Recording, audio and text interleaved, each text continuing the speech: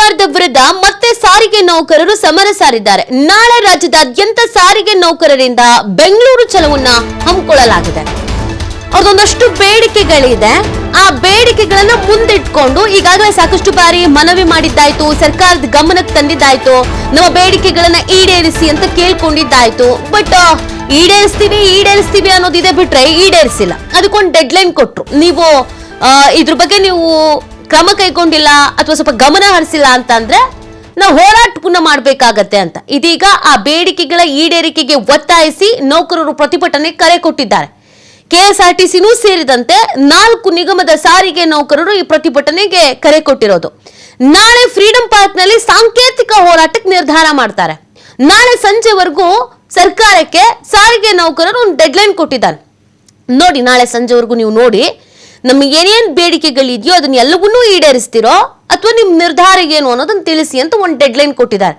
ಸರ್ಕಾರ ನಾಳೆ ಸಂಜೆ ಒಳಗೆ ತಿಳಿಸ್ಬೇಕು, ನಿಮ್ ಈ ಬೇಡಿಕೆ ಓಕೆ, ಈ ಬೇಡಿಕೆ ಓಕೆ, ಇದು ಸ್ವಲ್ಪ ಕಷ್ಟ, ಟೈಮ್ ಬೇಕು, ಏನ್ ಹೇಳ್ತಾರೋ, ಏನ್ ಮಾತಾಡ್ತಾರೋ, ಸಂಧಾನ ಮಾಡ್ತಾರೋ, ಸಮಾಧಾನ ಮಾಡ್ತಾರೋ, ಸಮಜಾಯಿಷಿ ಕೊಡ್ತಾರೋ ಅದು ಅವ್ರಿಗೆ ಬಿಟ್ಟಿದ್ದು. ಅದಾದ್ಮೇಲೆ ಇವರು ಏನ್ ನಿರ್ಧಾರ ಕೈಗೊಳ್ತಾರೆ ಅನ್ನೋದು ಇಂಪಾರ್ಟೆಂಟ್ ಆಗಿದೆ. ಬಟ್ ನಾಳೆ ಸಂಜೆವರೆಗೂ ಡೆಡ್ ಲೈನ್ ಕೊಟ್ಟಿದ್ದಾರೆ. ಬೆಂಗಳೂರು ಚಲೋದಲ್ಲಿ ರಜೆ ಇರುವ ಸಿಬ್ಬಂದಿ ಮಾತ್ರ ಭಾಗಿಯಾಗಬೇಕು ಅಂತ ನಿರ್ಧರಿಸಿದ್ದಾರೆ.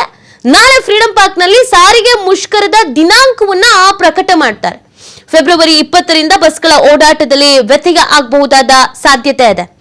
ನಾಡಿದ್ರಿಂದ ರಾಜ್ಯದಾದ್ಯಂತ ಈ ಸಾರಿಗೆ ಬನ್ನಬ್ಬಿಸಿ ತಟ್ಟಬಹುದು. ನಾಡಿದ್ದು ಕೆಎಸ್ಆರ್ಟಿಸಿ, ಬಿಎಂಟಿಸಿ ಬಸ್ಗಳು ರಸ್ತೆಗಿಳಿಯೋದು ಬಹುತೇಕ ಡೌಟ್. ಏನ್ ಬೇಡಿಕೆ? ಇವ್ರ ಸುಮಾರು ಬೇಡಿಕೆಗಳಿಗಿದೆ, ಬಹಳ ದಿನಗಳಿಂದ ಕೇಳ್ಕೊಳ್ತಾ ಇದ್ದಾರೆ. 38 ತಿಂಗಳ ವೇತನ ಬಾಕಿ ಬಿಡುಗಡೆ ಮಾಡಬೇಕು ಅಂತ ಆಗ್ರಹಿಸಿರೋದವ್ರು. 38 ತಿಂಗಳ ವೇತನ ಏನಿದೆ ಬಾಕಿ ಅದನ್ನು ನೀವು ಬಿಡುಗಡೆ ಮಾಡಬೇಕು ಇಮಿಡಿಯೇಟ್ ಆಗಿ ಅಂತ. 2024ರ ಜನವರಿ 1ರಿಂದ ಅನ್ವಯವಾಗುವಂತೆ ವೇತನವನ್ನ ಪರಿಷ್ಕರಣೆ ಮಾಡಬೇಕು. ಇದು ಬಹಳ ದಿನಗಳಿಂದ ಇರುವಂತ ಬೇಡಿಕೆ. ವೇತನ ಏನಿದೆ ಅದನ್ನ ಪರಿಷ್ಕರಣೆ ಮಾಡಬೇಕು ಅಂತ. ಸಾರಿಗೆ ಸಂಸ್ಥೆಗಳ ಖಾಸಗೀಕರಣವನ್ನ ತಡಿಬೇಕು. ನೌಕರರ ಮೇಲೆ ನಡೀತಾ ಇರುವಂತ ಕಿರುಕುಳ ತಕ್ಷಣ ನಿಲ್ಬೇಕು. ಕೆಲವರು ತುಂಬಾ ಸ್ಟ್ರೆಸ್ ಅಲ್ಲಿ ಇದ್ದಾರೆ, ಕೆಲಸ ಮಾಡೋದಕ್ಕೆ ಕಷ್ಟ ಆಗ್ತಾ ಇದೆ. ಕೆಲವೊಂದಷ್ಟು ಘಟನೆಗಳನ್ನ ನಡೆದಿದ್ದು ರೀಕಾಲ್ ಮಾಡ್ಕೊಳ್ಬಹುದು. ಬಸ್ನಲ್ಲೇ ನೇಣು ಬಿಗಿದ್ಕೊಂಡಿದ್ದು, ಆಮೇಲೆ ರಜಾ ಸಿಗಲ್ಲ ಅಂತ, ಆಮೇಲೆ ಹಿರಿಯ ಅಧಿಕಾರಿಗಳ ಕಿರುಕುಳ ಅಂತ, ಡ್ಯೂಟಿ ಅವರ್ಸ್ ಜಾಸ್ತಿ ಆಯ್ತು ಅಂತ, ಈ ತರದೆಲ್ಲ ಒಂದಷ್ಟು ಸಮಸ್ಯೆಗಳಿದೆ. ಅದನ್ನೆಲ್ಲ ಸ್ಟಾಪ್ ಮಾಡಿಬಿಡ್ಬೇಕು ಅನ್ನುವಂಥ ಬೇಡಿಕೆಯನ್ನು ಕೂಡ ಇಟ್ಟಿದ್ದಾರೆ. ಇದನ್ನು ಸೇರಿ ಇನ್ನೊಂದಷ್ಟು ಬೇಡಿಕೆಗಳಿದೆ. ಈ ಎಲ್ಲಾ ಬೇಡಿಕೆಗಳನ್ನ ಈಡೇರಿಸ್ತೀವಿ ಅಂತ ಅವ್ರು ಭರವಸೆ ಕೊಡಬೇಕು ಅಥವಾ ಈಡೇರಿಸಬೇಕು. ಈಗ ಆಲ್ರೆಡಿ ತುಂಬಾ ಸತಿ ಭರವಸೆ ಕೊಟ್ಟಿದ್ದಾಗಿದೆ, ಮುಂದಕ್ಕೆ ಹಾಕೊಂಡು ಬಂದಿದ್ದಾಗಿದೆ, ಸಮಯ ಕೇಳಿದ್ದಾಗಿದೆ, ಇಲ್ಲ ನಾವು ಸರಿ ಮಾಡ್ತೀವಿ ಅಂತ ಹೇಳಿದ್ದಾಗಿದೆ. ಬಟ್ ಈ ಬಾರಿ ಮಾತಿಗೆ ಒಪ್ಪಲ್ಲ, ನೀವು ನಿರ್ಧಾರವನ್ನ ಪ್ರಕಟ ಮಾಡಲೇಬೇಕು ಅಂತ ಕೇಳ್ತಾ ಇದ್ದಾರೆ. ಈ ಬಗ್ಗೆ ಮಾಹಿತಿಯನ್ನ ನೀಡ್ತಾರೆ ನಮ್ಮ ಪ್ರತಿನಿಧಿ ಗಣೇಶ್. ಸಾಕಷ್ಟು ಬಾರಿ ಸಾರಿಗೆ ನೌಕರರು ತಮ್ಮ ಬೇಡಿಕೆ ಇಟ್ಟಿದ್ರು, ಇದೀಗ ಹೋರಾಟದ ಹಾದಿ ಹಿಡಿತಾ ಇದ್ದಾರೆ. ಹೇಗಿರುತ್ತೆ ಈ ಹೋರಾಟದ ಸ್ವರೂಪ, ಏನೇನ್ ಪ್ಲಾನ್ ಮಾಡ್ಕೊಂಡಿದ್ದಾರೆ? ಬಾರಿಗಳು ನಡೆಯುವಂತಹ ಹೋರಾಟದ ರೀತಿಯಲ್ಲಿ ಈ ಬಾರಿ ಕೂಡ ಇರುವಂತದ್ದು. ಆದ್ರೆ ಅನಂತ್ ಸುಬ್ರಾ ಅವರು ಕಾರ್ಮಿಕ ಸಂಘಟನೆಗಳ ಒಕ್ಕೂಟದ ಮುಖಂಡರು ಅವರು ಉಪಸ್ಥಿತಿಯಲ್ಲಿ ನಡೆದಿತ್ತು. ಈಗ ಅವರ ಏನು ದೇವಾದಿಂದ್ರ ಹಿನ್ನೆಲೆಯಲ್ಲಿ ಮೃತಪಟ್ಟಂತ ಹಿನ್ನೆಲೆಯಲ್ಲಿ ಈಗ ಅವರ ಅನುಪಸ್ಥಿತಿಯಲ್ಲಿ ಕಾರ್ಮಿಕ ಒಕ್ಕೂಟಗಳ ಸಂಘಟನೆ ಪ್ರತಿಭಟನೆಗೆ ಕರೆ ನೀಡಿರುವಂತದ್ದು. ನಾಡಿದ್ದು 20ನೇ ತಾರೀಕು ಪ್ರತಿಭಟನೆಗೆ ನಡೆಸೋದಾಗಿ ಈಗ ಹೇಳ್ತಾ ಇದೆ. ಆ ನಿಟ್ಟಿನಲ್ಲಿ ಎಲ್ಲಾ ಒಂದಷ್ಟು ಡಿಪೋಗಳಿಗೆ ಹೋಗುವಂತದ್ದು, ಆಯಾ ನಿಗಮಗಳ ವ್ಯಾಪ್ತಿಯಲ್ಲಿ ಹೋಗಿ ಸಂಬಂಧಪಟ್ಟಂತಹ ನೌಕರರಿಗೆ, ಸಿಬ್ಬಂದಿಗಳಿಗೆ ಮನವಿಯನ್ನ ಮಾಡುವಂತ ಪ್ರಕ್ರಿಯೆಗಳು ಮಾಡ್ತಾ ಇದ್ದಾರೆ. ಅಂದ್ರೆ ಸರ್ಕಾರ ಕಳೆದ 5-6 ವರ್ಷಗಳಿಂದ ನಮ್ಮ ಬೇಡಿಕೆಗಳನ್ನ ಈಡೇರಿಸ್ತಾ ಇಲ್ಲ. ಹಲವು ಸುತ್ತಿನ ಹೋರಾಟವನ್ನು ಮಾಡಿದ್ವಿ, ಮನವಿಯನ್ನು ಮಾಡಿದ್ವಿ, ಹಲವು ಸುತ್ತಿನ ಸಭೆಗಳನ್ನಾದ್ರೂ ಕೂಡ ಸರ್ಕಾರ ಕೇರ್ ಮಾಡ್ತಾ ಇಲ್ಲ.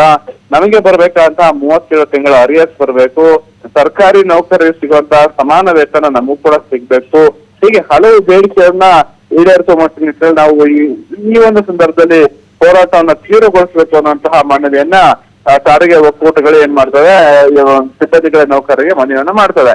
ಆ ನಿಟ್ಟಿನಲ್ಲಿ ಈಗಾಗಲೇ ನಾಳೆ ಬೆಂಗಳೂರು ಚಲೋ ಇರುವಂತದ್ದು. ಫ್ರೀಡಂ ಪಾರ್ಕ್ ನಲ್ಲಿ ಒಂದು ಬೆಳಗ್ಗೆಯಿಂದ ಸಂಜೆ 6 ಗಂಟೆವರೆಗೆ ಸಾಂಕೇತಿಕ ಧರಣಿಯನ್ನು ಕೂಡ ಸಾರಿಗೆ ಒಕ್ಕೂಟಗಳ ನಿಗಮ ಮಾಡುತ್ತೆ. ಅಂದ್ರೆ ಸಂಜೆ 6 ಗಂಟೆ ಒಳಗಡೆ ಸರ್ಕಾರ ಏನಾದ್ರೂ ಸ್ಪಂದಿಸಿಲ್ಲ ಅಂತಂದ್ರೆ ನಾಡಿದ್ದು ಒಂದು ರೀತಿಯಲ್ಲಿ ಬಸ್ಗಳನ್ನ ತಡೆಯುವಂಥದ್ದು, ಬಸ್ಗಳ ಅಥವಾ ಅಲ್ಲಿ ಕೆಲಸಕ್ಕೆ ಹಾಜರಾಗದೆ ಗೈರಾಗುವ ಮೂಲಕ ತಮ್ಮ ಅಸಮಾಧಾನವನ್ನ ವ್ಯಕ್ತಪಡಿಸುವಂತಹ ನಿಟ್ಟಿನಲ್ಲಿ ಆ ಪ್ರಕ್ರಿಯೆಗಳು ಈಗ ಆಗ್ತಾ ಇರೋದು. ಆದ್ರೆ ಈಗಾಗಲೇ ಎಸ್ಮಾ ಜಾರಿ ಇರುವಂತಹ ಹಿನ್ನೆಲೆಯಲ್ಲಿ ಯಾವುದೇ ಏನು ಸಾರಿಗೆ ನೌಕರರಾಗ್ಲಿ, ಸಿಬ್ಬಂದಿಗಳಾಗ್ಲಿ ಕರ್ತವ್ಯಕ್ಕೆ ಹಾಜರಾಗದೇ ಪ್ರತಿಭಟನೆಯಲ್ಲಿ ಭಾಗಿಯಾದ್ರೆ ಅವ್ರ ವಿರುದ್ಧ ಕ್ರಮ ಕೈಗೊಳ್ಳಿಕ್ಕೆ ಈಗಾಗಲೇ ಸಾರಿಗೆ ನಿಗಮಗಳು ಸೂಚನೆ ನೀಡಿದೆ. ಈ ಹಿಂದೆ ಕೂಡ ಕರ್ತವ್ಯಕ್ಕೆ ಹಾಜರಾಗದೇ ಇದ್ದಂತಹ ಸಿಬ್ಬಂದಿಗಳ ನೌಕರರಿಗೆ ನೋಟಿಸ್ ಅನ್ನು ನೀಡಿರುವಂತದ್ದು.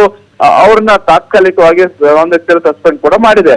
ಆ ಒಂದು ಸಸ್ಪೆಂಡ್ ಪ್ರಕ್ರಿಯೆ ಇನ್ನೂ ಕೂಡ ರಿವೋಕ್ ಆಗಿಲ್ಲ. ಹಾಗಾಗಿ ಅವ್ರ ಕರ್ತವ್ಯಕ್ಕೆ ಇನ್ನೂ ಹಾಜರಾಗಿಲ್ಲ. ಹಾಗಾಗಿ 20ನೇ ತಾರೀಕಿಗೆ ಏನಾದ್ರೂ ಮುಷ್ಕರ ಆದ್ರೆ ಎಷ್ಟು ಸಿಬ್ಬಂದಿಗಳು ನೌಕರರು ಭಾಗಿಯಾಗ್ತಾರೆ ಅನ್ನುವಂಥದ್ದು ಈಗ ಪ್ರಶ್ನೆ ಇರುವಂತದ್ದು.